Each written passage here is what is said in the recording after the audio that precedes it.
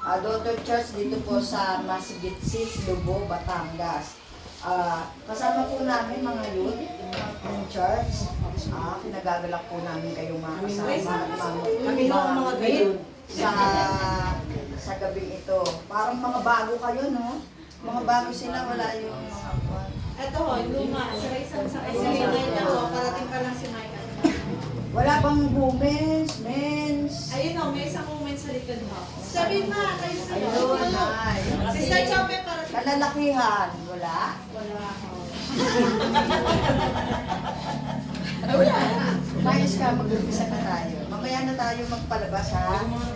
Abrada. Okay. Mamaya, Okay. May maraming ilalabas sa iyo. Okay. Sige po, habang tayo po ay nag-aantaya sa iba nating kapatiran, kami po ay naparito para makipag-join fellowship. Kasama po namin ang mga women's and men's fellowship ng Dalodar Banner Tansa Uno. At dapat po kami na, Tansa Uno kami kasi hati na, naging Tansa Uno sa Tansa Dos. Kaya pagka pupunta kayo sa Nagotas, ang pupuntahan yung chartan sa Dos. O, di ba? Nalito sila. Kasi huwag kayo pupunta sa barangay Uno yun. Pagka Dos, church yun. Eh dahil kayo ay mga Lord or Banner, sa church kayo pupunta sa Dos yun. Gusto daw ho nila pupunta sa Noah. Makapag-samgyups. O sige, doon sa Uno yun, yung Noah. Yung isang gifts siya. Gusto niyo doon? Parang lista. Okay, habang inaantay po natin yung iba nating mga kapatiran. Si Micah nasa na. Ayan, there's time vlogger. Okay lang ba sa inyo kung ano sa YouTube?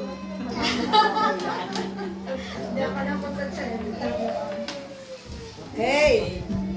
Kanta muna tayo ng fellowship song.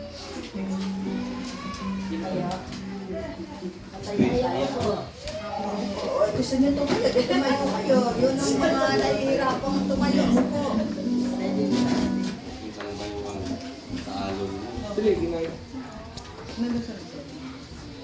Sige po, habang mainit ang panahon, mag-init din naman tayo sa pagpupuri sa Panginoon. Alam nyo, dito lang yan. Mas mainit to sa impyerno. Papa, Bibi. Gusto sa taas. Wala man niya. I-explain niya.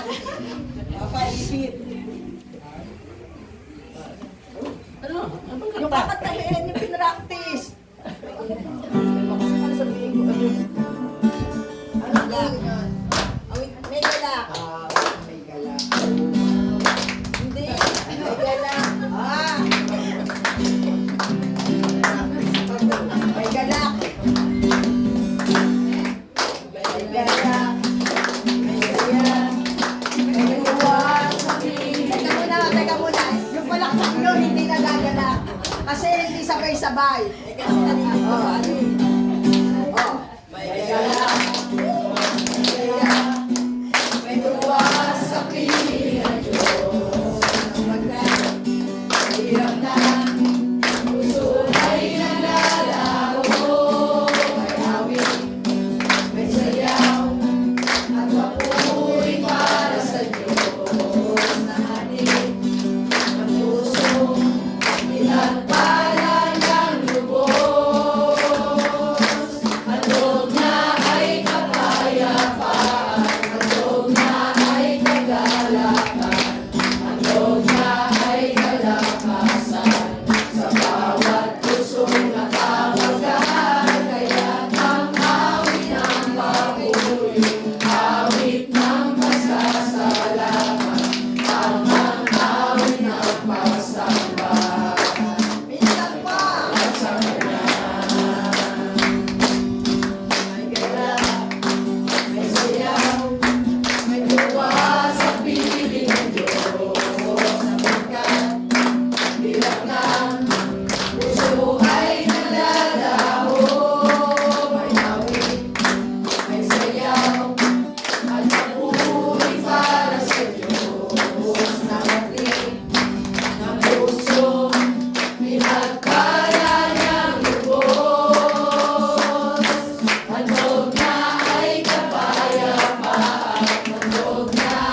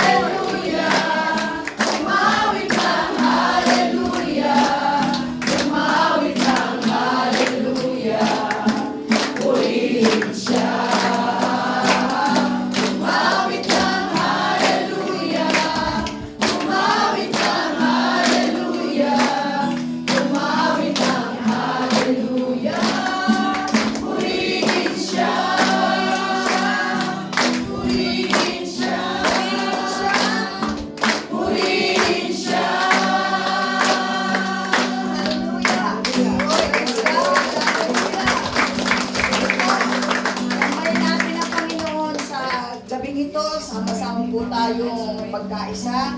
Alam ko po na isa po ang espiritu na ating nararamdaman sa gabing ito.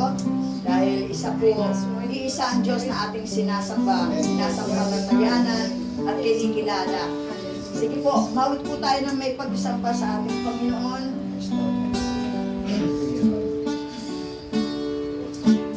Sadyang kay buti ng ating Panginoon, matapat sa habang panahon, maging sa kabila ng ating pagkukulang, biyaya niya'y patuloy na daan.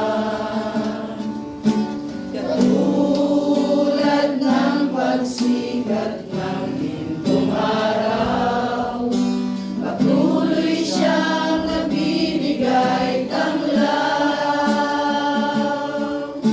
Kaya sa puso ko damdamin,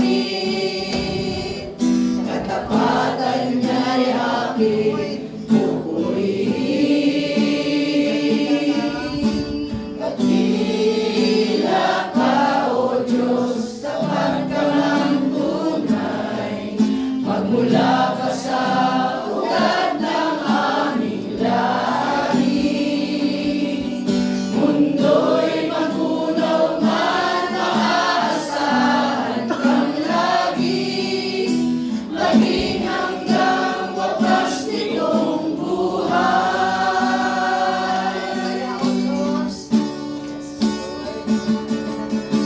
Kaya, O Diyos, ika'y aking pupurihin, sa buong mundo'y aking aawitin. Dakila ang iyong katapatan, pag-ibig mo'y walang hanggan. Dakila ka, O Diyos, tapat ka ng tunay, magmula ka sa ugat ng aming lahi. Mundo'y magunaw man, maaasahan kang lagi, maging hanggang wakas nitong buhay.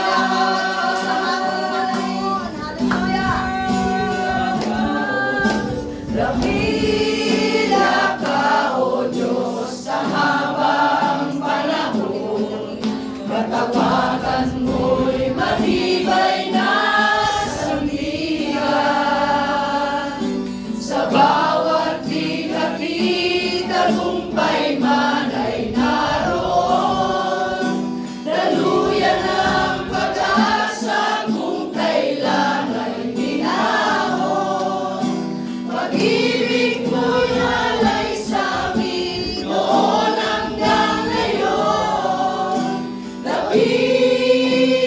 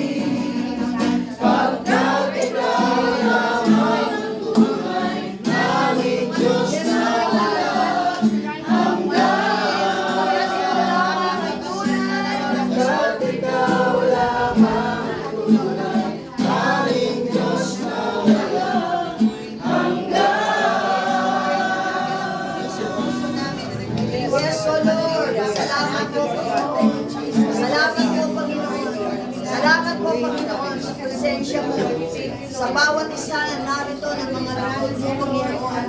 Niluluwalhati ka namin, pinupuri ka namin, sinasamba ka namin, Panginoon. Salamat sa mga oras na ito na kami ay nagkatipon sa lugar na ito ng lubo, Panginoon, upang ikaw, Panginoon, ay papurihan, luwalhatiin, dakilain, Panginoon. Salamat sa magandang panahon ito, Panginoon, na pinagkaloob mo sa amin upang makasama namin ang aming mga kapatiran dito po sa lubo, Panginoon. Lord, kasama ng bawat isa, Panginoon, ang aming pong pagkakaisa, ang aming pong pagkilala sa iyo bilang aming Diyos na tagapagligtas, Diyos na iisa, Diyos na makapangyarihan, Panginoon. Lord, pinupuno po namin ang pagpuri, Panginoon, ang tahanan ito, Panginoon. Luwalhatiin ka, O Diyos. Hallelujah. Hallelujah. Mga kapatid, pagbilang ko ng 3, sigaw natin ang papuri sa Panginoon. Purihin natin ang tahanan ito ng papuri sa Diyos. 1, 2, 3.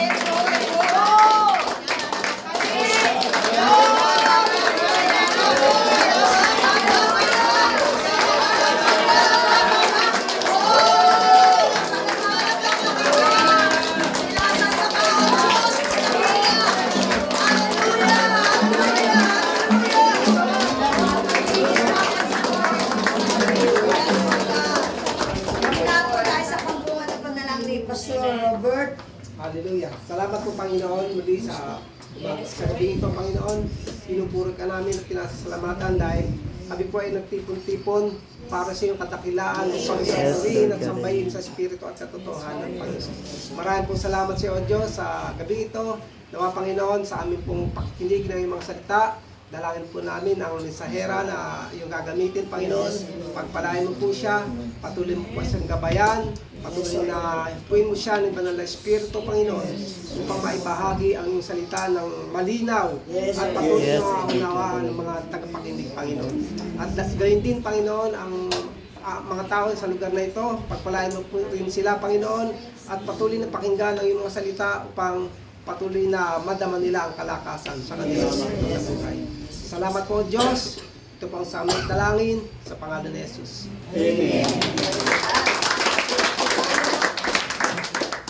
Meron po bang nais magpasalamat sa Panginoon sa araw na ito? Meron po bang pagpapala ang Diyos na atin pong natanggap na dapat po natin ihayag, ipatotoo, ibahagi para po maging kalakasan ng bawat isang makikinig? Meron po bang nais magpasalamat sa Panginoon? Men, Sige, dito ka bro. Bro. ako po ay nagpupuri at nagpapasalamat sa Lord. Unang-una dahil siya po talaga ay God of Justice. Bakit po? Kasi po yung messenger ko po, yung Facebook ko po, nahack po last time. And then, lahat po ng, sorry po dun sa mga ka-churchmate ko po na hiningian. Nung scammer na yun, pambihira talaga. Sabi ko nga nung time na yun, Lord, grabe. Sino kaya itong taong ito? Nag-pray din ako, sabi ko, samahan niyo ako. Pinuntahan ko yung isang i-scamin niya si Nanay Amelia, at kasama natin siya ngayon. Nung time na yun, sabi ko po, Nay, tara, huntingin natin to. Hindi pa pwedeng, kasi hindi po namin matrace eh. Gamit, hawak ko yung cellphone ko, may nag-chat na. Ngayon sabi ko, hindi naman ako nag-chat sa cellphone, pero may nagkukusang chat doon sa iba't ibang tao. Sabi ko, pambihira, pati sa nilang uli, nag-chat. Buti na lang, rin ang nilang uli, punta ka dito. Buti ko, Kasi yung iba talagang, wala akong load, laging reason niya, ganun. Salamat sa Panginoon kasi ang Diyos talaga natin, talagang justisya siya. Nakita namin, ang matindi niyan, taga-Sipak lang, taga-Sipak Almacen, yung humak ng Facebook ko. Talagang sabi ko sa kanya ng time na yun, bro, sa totoo lang, nanggigigil ako sa'yo.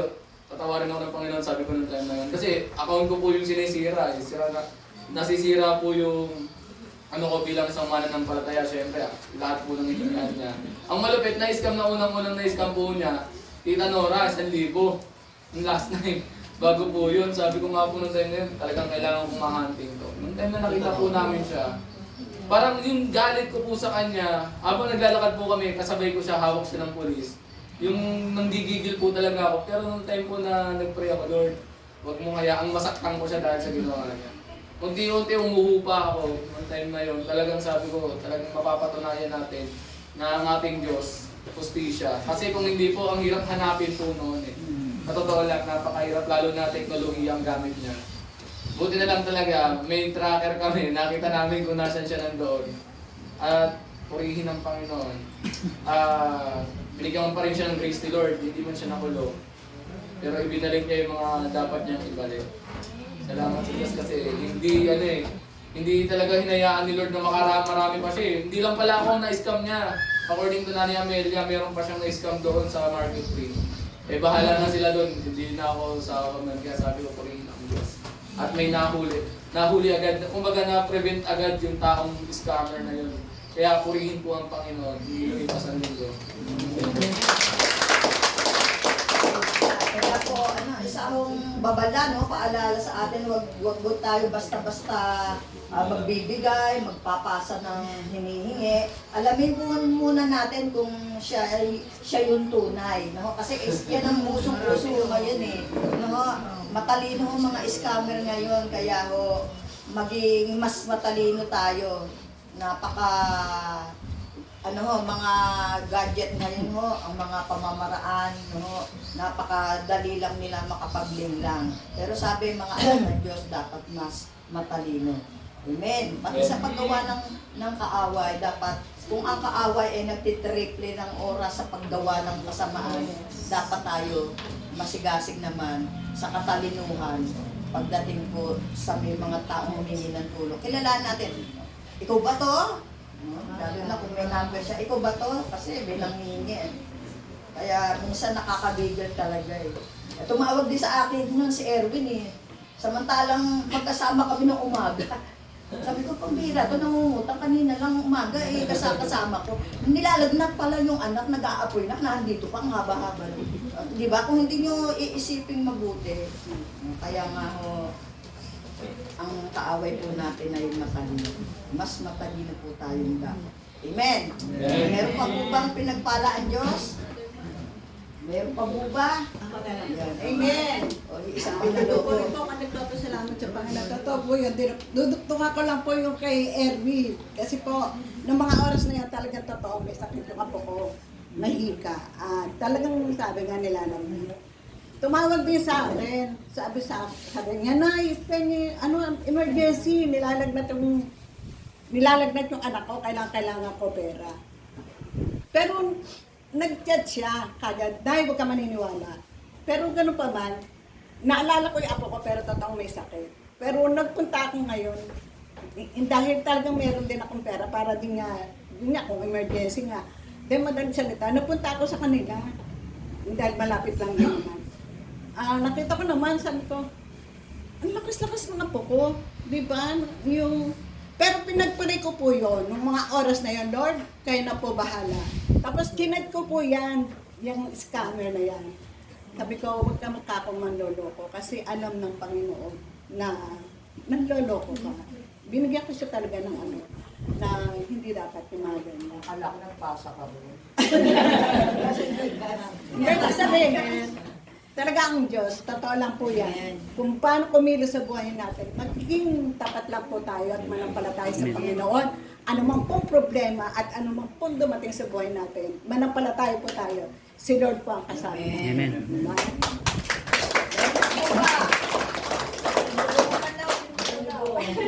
Mga Tagalubo.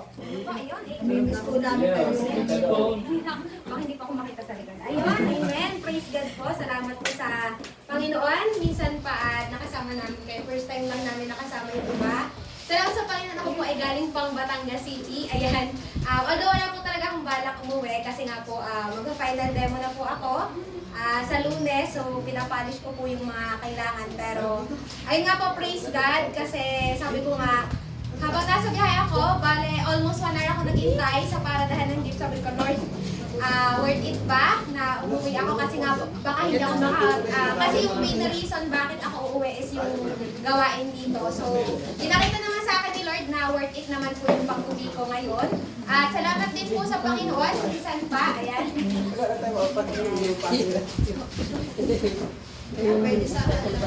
Ayan, welcome po. Nag-iasing na po ako. Ayan, minsan po, salamat din po sa Panginoon sa karunungan pabor na binibigay niya sa akin. So, nakakapagod po nung last week kasi kasi nga po ay bale final demo, magtuturo ka din, nag-aayos ka, nakakatulog na ng wala sa oras, pero nandun yung pabor ng Panginoon. Salamat na nakapag pictorial na kami for graduation, yon. Salamat sa Panginoon, sa mga estudyante po dito, sabi ko nga sa patotoo kahapon sa Timothy class, hindi mo kailangang umalis sa ministry ng Panginoon para makagraduate ka sa college. Hindi mo kailangang umalis sa paglilingkod para lang makatapos ka sa pag-aaral. So, salamat sa Panginoon. Lastly, this is a sign na ang Panginoon po ay kumikilos in a impossible thing. Siguro simpleng sing-sing lang siya, pero itong sing-sing na to ay bunga ng panalangin. Kasi po, ito po ay nawala sa akin. This is a trust gathering. Ayan, siguro po familiar na yung iba. And pinapaalala niya sa akin na God is in control, Jeremiah 29 verse 11. And then almost a month na po nawala po siya. Hindi ko po alam kung saan napunta, kung nagpatakba sa lababo or naiwan sa daan. So almost a month, nawala din yung cellphone ko. So medyo nadadaw na ako kasi ang dami ko nga po nawawalang gamit.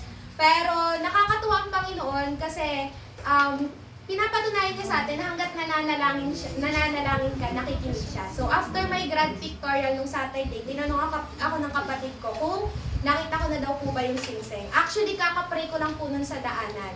Yung ito pong trust gathering, yung cellphone ko at yung headset na nawawala. So, pagka uwi ko sa boarding house, sabi niya, ate, nakita mo ba yung sing-sing mo? Sabi ko, hindi na nga, or hindi pa. Tapos sabi niya, ano to? Tapos pinakita niya. Ang galing lang ni Lord kasi nandun lang pala, almost a month na dinadaan-daanan niya ng mga tao. Although hindi naman po ito mamahaling sing-sing. Pero nandun pa rin, pinakita pa rin ni Lord. Kaya nga sabi ko, simpleng pangyayari, pero sa simpleng pangyayari yun, pinakita sa akin ni Lord kung gaano siya gumagawa ng mga imposibleng bagay. Simpleng sing-sing, pero itong sing-sing nito ay bunga ng panalangin. Kaya sa mga may pinapanalangin po dyan na parang nagpe-pray na tayo, pero yung faith natin, kukunti na lang. Ipagpatuloy niyo po yan kasi soon, makikita nyo na ang Diyos po talaga ay nakikinig sa panalangin. So yun lamang po, lagi-lagi sa Diyos ang papel. Meron pa po ba? Meron pa po ba? Huwag kayong mahiga. Oo. Good evening po.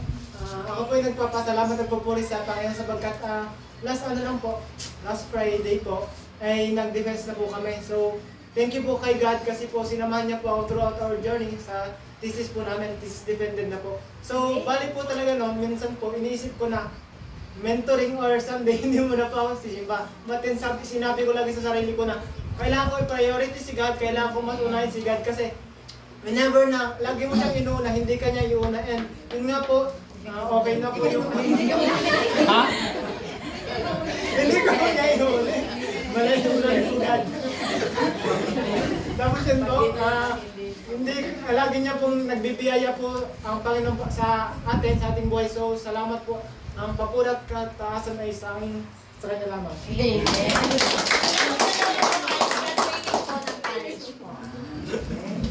Praise God. Nakakagalak naman na may mga kabataan na kahit busy sa pag-aaral, priority pa rin yung ministry. Alam nyo, kapag inuuna natin si Lord, inuuna rin tayo ni Lord. No? Sabi nga, unahin natin lagi ang Diyos. Salitang unlad, kung gusto mo unlad sa buhay, unahin natin ang Diyos. Kasi sabi nga, alam natin lahat, na lahat ng ginagawa natin, hindi naman nasasayang, di ba? Tama. O, bakit natin tayo magkakaroon ng agam-agam, magkakaroon tayo ng kabuluhan? Minsan iniisip natin yung ating pangarap, no? Hindi naman killjoy si Lord eh. Dapat natin maisip na ito ang gusto ng Diyos sa buhay natin. Yung tayo ay mag-prosper, umunlad, pero sa tamang kaparaanan.